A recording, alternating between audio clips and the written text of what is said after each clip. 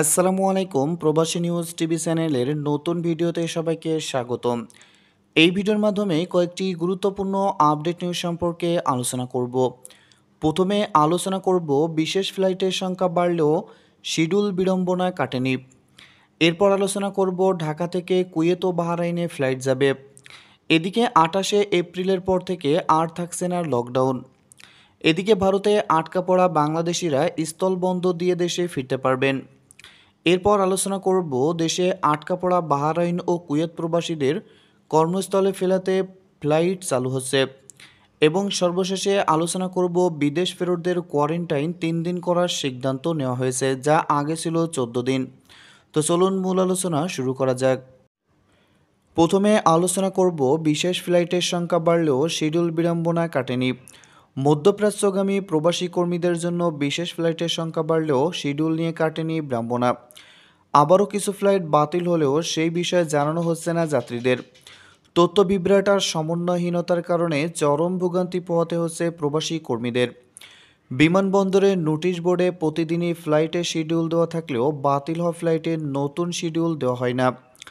এয়ারলাইন্সের customer service বা নির্ধারিত নম্বরে কল দিয়েও কাউকে পাচ্ছেন না যাত্রীরা। কোনো বিদেশি এয়ারলাইন্সের অফিসও বন্ধ। এই অবস্থায় যারা রিটার্ন টিকিট কেটে ছুটিতে দেশে এসেছেন, বেশি বিপদে পড়েছেন তারা। কর্মস্থলে ফেরা নিয়ে চরম উৎকণ্ঠায় আছেন অনেক প্রবাসী কর্মী। এরপর আলোচনা করব ঢাকা থেকে কুয়েত ও বাহরাইনে ফ্লাইট যাবে। বেসরকারি বিমান চলাচল কর্তৃপক্ষ বেবিসো কুয়েতে ও বাহরাইনে ফ্লাইট পরিচালনা করার সিদ্ধান্ত নিয়েছে। ঢাকা থেকে প্রবাসী কর্মীদের কর্মস্থলে পৌঁছাতে বিশেষ বিবেচনায় এই ফ্লাইট পরিচালনা করা হবে বলে জানিয়েছেন সংস্থাটি। শুক্রবার 23শে এপ্রিল বেবিসোক এক সংবাদ বিজ্ঞপ্তিতে বিষয়টি জানিয়েছে। বিজ্ঞপ্তিতে জানানো হয় 25শে এপ্রিল থেকে 28শে এপ্রিল পর্যন্ত ফ্লাইট পরিচালনার অনুমতি দেওয়া হলেও প্রয়োজনে ফ্লাইট পরিচালনার সময়সীমা বাড়ানো হবে। ঢাকা কুয়েত গন্তব্যে জাজিরা এয়ার ওয়েজ ফ্লাইট পরিচালনা করবে বলে জানিয়েছেন বেবিসোক। ফ্লাইট পরিচালনার ক্ষেত্রে বেবিসোকের 16 এপ্রিল সভায় হওয়া সিদ্ধান্তের বিশেষ শর্তগুলো মানতে হবে। শর্তগুলো হলো ঢাকা থেকে কুয়েত গন্তব্যে কেবল পয়েন্ট টু পয়েন্ট যাত্রী পরিবহন করা যাবে। চীন, বাহরাইন, সংযুক্ত আরব আমিরাত, ওমান, কাতার, সিঙ্গাপুর ও সৌদি আরবের যাত্রীরাও এই ফ্লাইটে যেতে পারবেন। প্রত্যেক যাত্রীকে যাত্রার 72 ঘন্টা পূর্বে পিসিআর টেস্ট করে করোনা পরীক্ষার নেগেটিভ সনদ নিতে হবে। এইসব ফ্লাইটে করে বাংলাদেশে এলে সরকার নির্ধারিত স্থানে বা নিজ খরচে বেসরকারি হোটেলে 5 দিনের বাধ্যতামূলক প্রাতিষ্ঠানিক কোয়ারেন্টাইন মানতে হবে বলে জানিয়েছেন নিয়ন্ত্রক সংস্থাটি। মহামারী করোনাভাইরাসের বিস্তার ঠেকাতে দেশ জুড়ে সর্বাত্মক লকডাউনের মধ্যে 28শে এপ্রিল পর্যন্ত দেশে বিদেশে সব ধরনের ফ্লাইট বন্ধ রাখার নির্দেশ দিয়েছিল বেবিসক।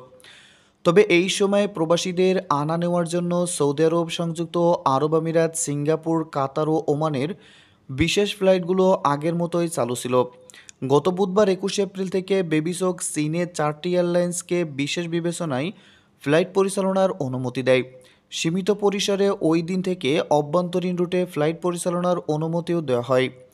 তাই বর্তমানে নতুন করে ঢাকা থেকে কুয়েত ও বাহরাইনে ফ্লাইট যাবে। এর আগে বাংলাদেশ থেকে বেসরকারি বিমান চলাচল কর্তৃপক্ষ বেবিসক 6টি দেশে বিশেষ ফ্লাইট পরিচালনার কথা জানায়। এবার নতুন করে আরও 2টি দেশ যুক্ত হলো, কুয়েত ও বাহরাইন। এদিকে 28শে এপ্রিলের পর আর থাকছে না লকডাউন।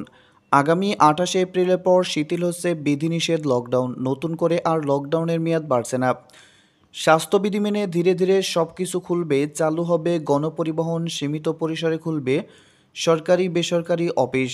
শুক্রবার বিকেলে জনপ্রশাসন প্রতিমন্ত্রী ফরহাদ হোসেন বলেন, আগামী 28শে এপ্রিলের পর বিধিনিষেধ শিথিল করা হবে, কিন্তু নো মাস্ক নো সার্ভিস এটা শতভাগ বাস্তবায়ন করা হবে। মানুষ মাস্ক পরবে, শারীরিক দূরত্ব মেনটেন করবে। কঠোরভাবে স্বাস্থ্যবিধি মানলেই আমরা জীবন ও জীবিকা দুটোই চলতে পারবো। এই কয়দিনে সংক্রমণ অনেকটাই কমে যাবে, এটাই স্বাভাবিক। তিনি বলেন, গণপরিবহন চালুর বিষয়টি সিদ্ধান্তের পর্যায়ে আছে। চালু হলেও তো স্বাস্থ্যবিধি মেনেই চলতে হবে। আমাদের জীবনযাত্রা স্বাভাবিক করতে হবে, শতভাগ স্বাস্থ্যবিধি মেনেই সেটা করা হবে। যেভাবে আস্তে আস্তে বন্ধ হয়েছে সেভাবেই খুলবে। এদিকে ভারতে আটকা পড়া বাংলাদেশিরা স্থলবন্দর দিয়ে দেশে ফিরতে পারবেন। ভারতে আটকা পড়া বাংলাদেশিরা স্থলবন্দর দিয়ে দেশে প্রবেশ করতে পারবেন। বৃহস্পতিবার 22শে এপ্রিল রাতে আন্তঃমন্ত্রণালয় সভায় এই সিদ্ধান্ত হয়েছে। এক্ষেত্রে দেশে আগত বাংলাদেশিদের 14 দিনের বাধ্যতামূলক কোয়ারেন্টাইন থাকতে হবে। স্থানীয় প্রশাসন তাদের এই কোয়ারেন্টাইন নিশ্চিত করবে। দেশের করোনাভাইরাস পরিস্থিতির অবনতি হওয়ায় আন্তর্জাতিক ফ্লাইট বন্ধ রয়েছে। এতে পার্শ্ববর্তী দেশ ভারতে গিয়ে অনেক বাংলাদেশি আটকা পড়েছে। তাদের দেশে ফেরাতে আন্তঃমন্ত্রণালয় সভায় এই সিদ্ধান্ত নেওয়া হয়েছে। পররাষ্ট্রমন্ত্রীর সভাপতিত্বে অনুষ্ঠিত আন্তঃমন্ত্রণালয় সভায় প্রবাসী কল্যাণ ও বৈদেশিক কর্মসংস্থান প্রতিমন্ত্রী, বেসরকারি বিমান ও পরিবহন ও পর্যটন প্রতিমন্ত্রী উপস্থিত ছিলেন। এদিকে বাহরাইন ও কুয়েতে প্রবাসীদের কর্মস্থলে ফেরাতে ফ্লাইট চালু হচ্ছে। দেশে ছুটিতে এসে আটকা পড়া বাহরাইন ও কুয়েত প্রবাসীদের কর্মস্থলে ফেরাতে ফ্লাইট চালুর সিদ্ধান্ত নিয়েছে সরকার। বৃহস্পতিবার 22শে এপ্রিল রাতে আন্তঃমন্ত্রণালয় সভায় এই সিদ্ধান্ত হয়েছে। আন্তঃমন্ত্রণালয় সভায় আগামী রবিবার 25শে এপ্রিল থেকে ফ্লাইট চালুর অনুমতি দিতে সুপারিশ করা হয়। সবাই বলা হয় বাহরাইন ও কুয়েতের উল্লেখযোগ্য সংখ্যক প্রবাসী কর্মী আটক আছেন। তাদের ভিসার মেয়াদে শেষ হয়ে যাওয়ার আশঙ্কা আছে, তাই 25শে এপ্রিল থেকে কুয়েত ও বাহরাইন রুটের বাণিজ্যিক ফ্লাইটগুলো চলাচলের অনুমতি দেওয়া যেতে পারে। পররাষ্ট্রমন্ত্রীর সভাপতিত্বে প্রবাসী কল্যাণ ও বৈদেশিক কর্মসংস্থান প্রতিমন্ত্রী, বেসরকারি বিমান পরিবহন ও পর্যটন প্রতিমন্ত্রী সবাই উপস্থিত ছিলেন। এদিকে বিদেশ ফেরতদের কোয়ারেন্টাইন 3 দিন করার সিদ্ধান্ত নেওয়া হয়েছে। বিদেশ থেকে আগতদের জন্য 14 দিনের বাধ্যতামূলক প্রাতিষ্ঠানিক কোয়ারেন্টাইন কমিয়ে 3 দিন করা হয়েছে। বৃহস্পতিবার 22শে এপ্রিল রাতে আন্তঃমন্ত্রণালয় সভায় এই সিদ্ধান্ত নেওয়া হয়েছে। আন্তঃমন্ত্রণালয় সভায় সিদ্ধান্ত হয়, তবে যাদের করোনা দুটি ভ্যাকসিন নেওয়া আছে এবং করোনা নেগেটিভ সার্টিফিকেট আছে তাদের প্রাতিষ্ঠানিক কোয়ারেন্টাইনে থাকা লাগবে না। তারা বাড়িতে গিয়ে 14 দিন কোয়ারেন্টাইন থাকবেন। স্থানীয় প্রশাসন তা নিশ্চিত করবে। এছাড়া যাদের করোনা ভ্যাকসিনের একটি ডোজ নেওয়া আছে এবং করোনা নেগেটিভ সার্টিফিকেট রয়েছে তাদের 3 দিনের বাধ্যতামূলক প্রাতিষ্ঠানিক কোয়ারেন্টাইনে পাঠানো হবে।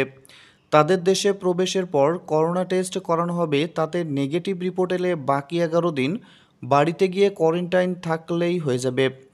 এর আগে সরকার 14 দিনের প্রাতিষ্ঠানিক কোয়ারেন্টাইন বাধ্যতামূলক করে, কিন্তু বিদেশ থেকে আগতরা হোটেল বুকিং দিয়ে বাংলাদেশে প্রবেশ করলেও দেশে পা ফেলার পর হোটেলের রুমে বেশি ভাড়ার অজুহাতে সেখানে থাকতে চায় না।